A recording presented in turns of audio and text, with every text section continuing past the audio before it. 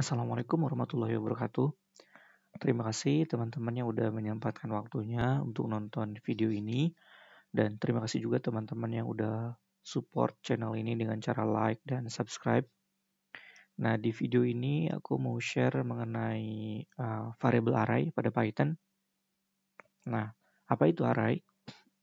Array adalah suatu variabel yang bisa menyimpan banyak nilai. Sebelumnya kan kita belajar variabel itu integer, float, dia cuma bisa menyimpan satu nilai. Misalkan uh, integer A gitu. Dia cuma bisa menyimpan nilai satu doang, 5 kayak gitu. Nah, sementara array itu dia bisa menyimpan banyak nilai. Misalkan ini contohnya array. Array ini dia berisi nilai 1, 2, 4, 5, 7, dan 9. Kayak gitu. Jadi dia array bisa menyimpan banyak nilai sekaligus. Selanjutnya, bagaimana sih cara membuat array atau mendefinisikan array sendiri? Sebenarnya cara membuatnya gampang aja, tinggal kita tulis aja nama arraynya apa. Nah, pertama kita buat dulu array isi ya. Jadi array itu kita bisa membuat array dengan isinya sekaligus atau membuat array yang kosong. Untuk array isi dulu kita buat misalkan nama siswa. Nama siswa. Misalnya seperti ini. Jadi tinggal kita run aja langsung untuk arraynya. Jadi untuk membuatnya sendiri kita tulis nama arraynya terus sama dengan di dalam kurung siku ini kita masukin nilai-nilai array tersebut. Untuk nama siswa kita ada 4 array isinya Adi, Ahmad, Ani, dan Tono. Seperti ini. Untuk string jangan lupa pakai tanda kutip. Tinggal langsung aja di run. Oke, sekarang kita udah punya array namanya siswa.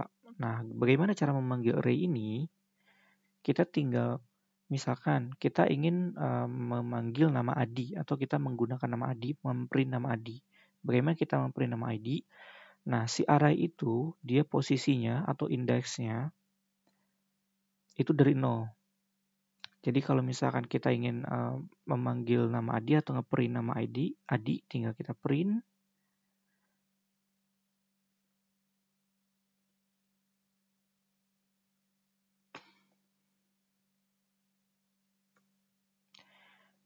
Nama siswa urutan keberapa array-nya, urutan mana sih yang kita ingin print.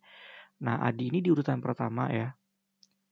Nah, ini urutan pertama, urutan kedua, urutan ketiga, urutan keempat gitu. Nah, untuk Python sendiri urutan pertama itu sama dengan 0. Jadi kalau misalkan kita ingin nge-print nilai nama Adi, kita tulis di sini nama siswa 0. Jadi array-nya posisinya 0. Kayak gitu. Jadi untuk sintaksnya sendiri di Python itu untuk array posisi pertama itu nilainya 0. Kita tinggal print Adi.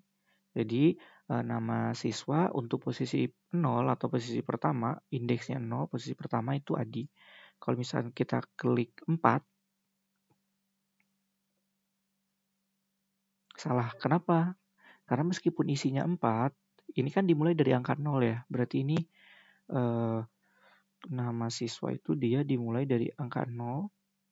Jadi sebenarnya ini ada 0, 1, 2, 3, nah sampai 3. Jadi posisinya sampai 3 gitu. Nah, jadi kalau misalnya kita ingin mencetak nama Tono, kita tinggal ininya ganti jadi indeksnya 3. Oke, seperti itu. Nah, selanjutnya bagaimana kita membuat array kosong atau mencetak array kosong. Array kosong sebenarnya lebih gampang. Kita tinggal menuliskan namanya, misalkan nilai siswa sama dengan ini, kurung siku tanpa isi. Artinya kurung siku tanpa isi ini kita membuat suatu array nilai tapi nilainya kosong gitu. Misal kita mau print nilai siswa 0 atau urutan pertama,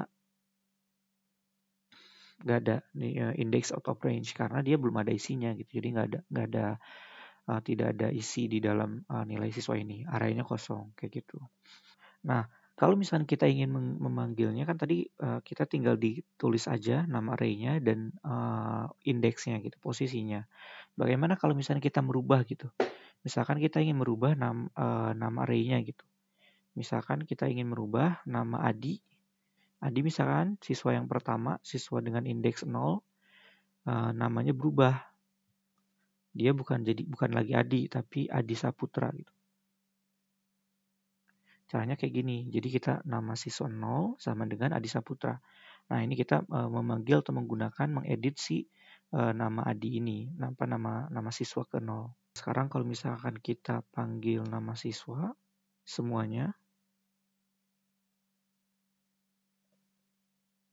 sekarang jadi Adi Saputra karena Adi sudah diganti dengan Adi Saputra. Seperti itu. Nah, di array ini banyak sekali fitur-fiturnya. Jadi ada beberapa fitur. Yang pertama, bagaimana sih kita mengetahui panjang array? Misalkan kita punya array panjang banget, kita isi banyak, dan kita ingin mengetahui berapa sih jumlah isinya gitu.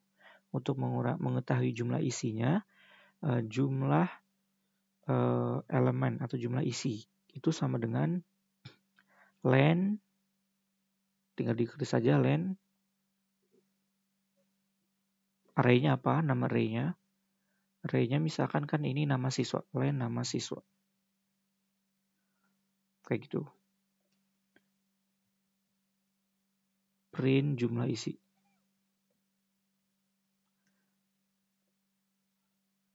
Oke. Jadi untuk mengetahui panjang array atau panjang si arraynya itu sendiri atau isinya berapa banyak, kita tinggal klik len. Kita tulis len di dalam kurung itu nama arraynya sendiri. Seperti itu. Selanjutnya, bagaimana kita menambahkan elemen pada array? Misalkan kita jumlah nilai siswa, kita ingin menambahkan nilai siswa. Kita punya nilai siswa, tapi nilai siswa itu kosong. Kita ingin menambahkannya gitu, menambahkan isinya. Cara menambahkan isinya, kita tinggal klik nilai siswa dot append. Kalau dot append ini dia menambahkan nilai isi atau elemen array pada urutan terakhir.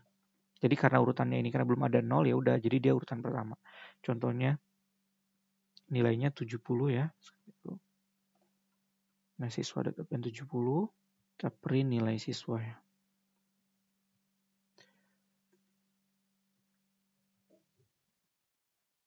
Oke, nah sekarang udah terprint dan nilainya 70 ini. Ini jadi posisinya terakhir. Kalau misalkan kita pakai ini lagi, kita tambah lagi, sekarang nilai siswa itu sama dengan nilai siswa itu sama dengan 70 kan. Nah, kita ingin menambahkan lagi nilai siswa. Bagaimana caranya? Kita bisa menambahkan lagi di sini 90. Nanti dia akan menambahkan nilai siswanya ini, nilai 90 ini di akhir. Kita lihat dulu.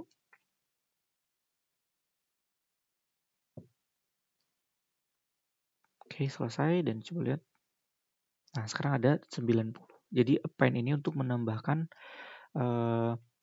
nilai atau elemen pada array itu dengan posisi terakhir, seperti itu. Nah, sekarang bagaimana kita menambahkan beberapa objek sekaligus? Misalkan kita menambahkan, kan ini satu-satu ya, misal kita ingin menambahkan 2 sekaligus gitu. Caranya kita bisa nilai siswa dot extend. Dot extend ini untuk menambahkan. Nah, untuk nilai 2 sekaligus, misalnya kita ingin menambahkan 2 nilai sekaligus, 90 dan 60. Terus kita tambahkan. Selesai, kita coba sekarang lihat nilai siswa isinya apa aja.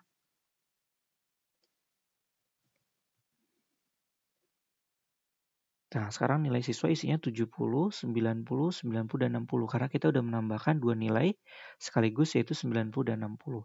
Nah, untuk extend ini sendiri emang kita menambahkan nilainya di akhir. Sama kayak append gitu. Nah, selanjutnya kita bagaimana menghitung kemunculan suatu elemen pada array. Misalkan kita ingin tahu berapa sih jumlah orang yang dapat nilai 90. Caranya itu kita tinggal klik count. Kita tulis dulu nama arraynya, nilai siswa. Misalkan frekuensi 90 sama dengan. Itu kita tulis dulu nilai siswa. dot count, artinya menghitung berapa sih yang ingin kita hitung, yaitu 90, tulis 90. Print frac 90. Seperti ini. Oke, 2. Jadi yang nilainya 90 dinilai siswa itu ada 2. Begini cara menghitung kemunculan elemen pada array. Selanjutnya menghapus elemen array. Misalnya kita yang menghapus satu nilai gitu. Nilai siswa kan awalnya 70, 90, 90, dan 60. Kita ingin menghapus satu elemen array. Itu cara menghapusnya kita tinggal klik aja. Kita tulis nilai siswa. Dot pop. Nah, dot pop. Nah, ini di dalam pop ini kita tuliskan urutan keberapa yang dihapus. Jangan lupa kalau misalkan urutan array pada Python itu dimulai dari angka 0. Jadi kalau misalnya ini 0, 1, 2, 3. Misalkan kita ingin menghapus nilai terakhir, berarti kita klik 3. Ini terhapus dan munculkan nilai yang dihapus. Kita coba sekarang print nilai siswa. Nah, sekarang 70, 90, 90. Kalau kita ingin menghapus semua elemen, kita ingin menghapus semuanya sekaligus. Bagaimana cara menghapusnya? Kita tinggal ke nilai siswa .clear. Kita menghapus semuanya.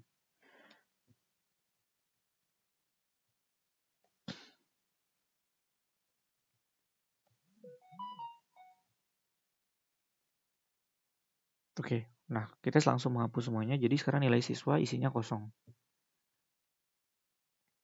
Nah, misalkan sekarang kita ingin menambahkan elemen pada posisi tertentu. Misalkan ya, nilai siswa ini berhubungan sama nilai nama siswa. Nama siswa kan ada 4 ya tadi ya.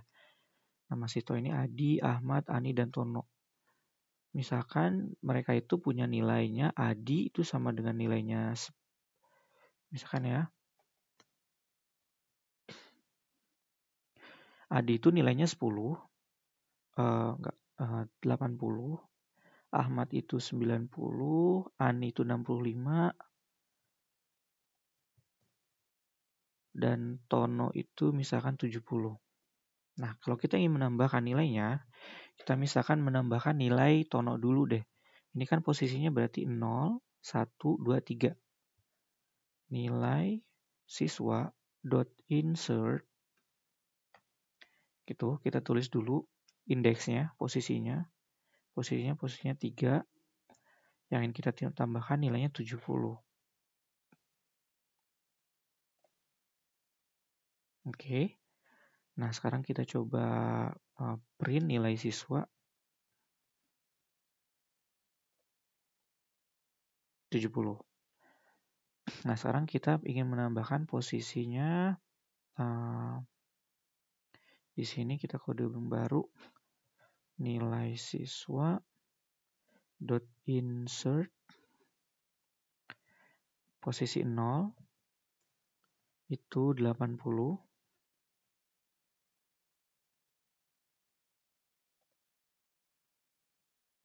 Nah, kita lihat tuh nilai siswa sekarang. Nah, 80, 70. Sekarang kita tambahkan posisi 1. Posisi 1, 90.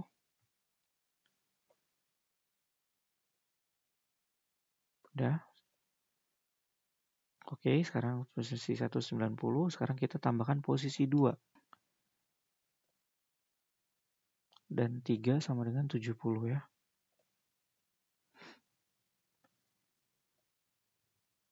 Nah, sekarang kita lihat. Ya, 80, 90, 65, 70.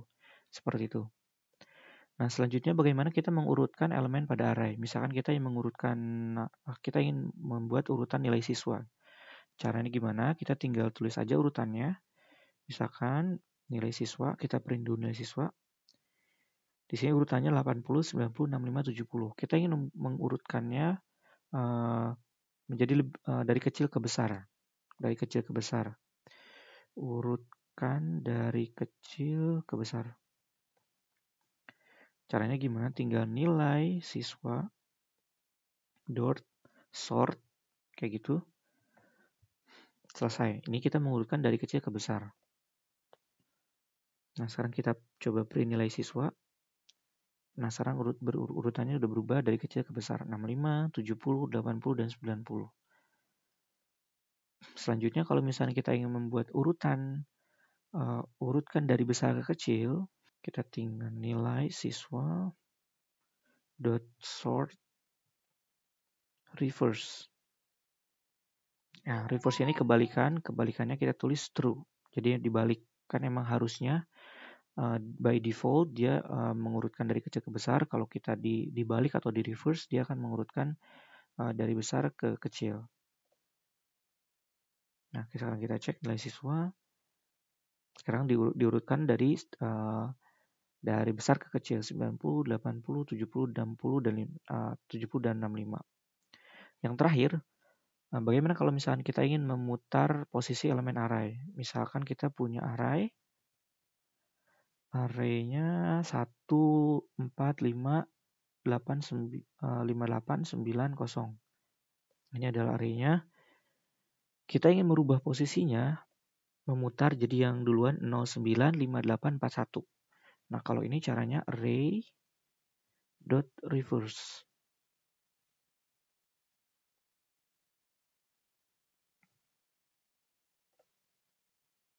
Nah, sekarang array-nya sudah posisinya diubah. Kalau misalnya kita klik kita print array kembali. Ya, posisinya sudah dibalik. Ini awalnya 0 di belakang, sekarang di depan. Seperti itu. Oke, ini mungkin sekian dulu untuk penjelasan mengenai arrays. Mudah-mudahan bisa bermanfaat dan teman-teman bisa mengeksplor lebih jauh lagi mengenai variabel array ini.